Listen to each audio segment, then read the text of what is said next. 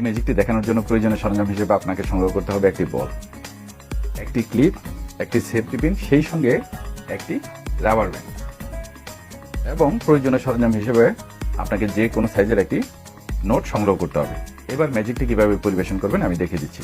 আমি আগে থেকেই নোট সহ একটি রাবার ব্যান্ড আমার কোটে ঠিক এইভাবে সেট করে নিয়েছি।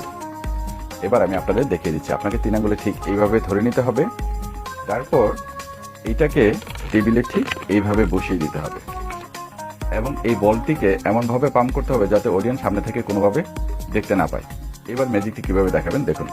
এটাকে যখন উপর থেকে এভাবে ছেড়ে দেবেন তখন এইখান থেকে ডান হাত থেকে লুজ দেওয়া মাত্রই টাকাটি কোটের ভিতর চলে যাবে, ঠিক এইভাবে দেখুন।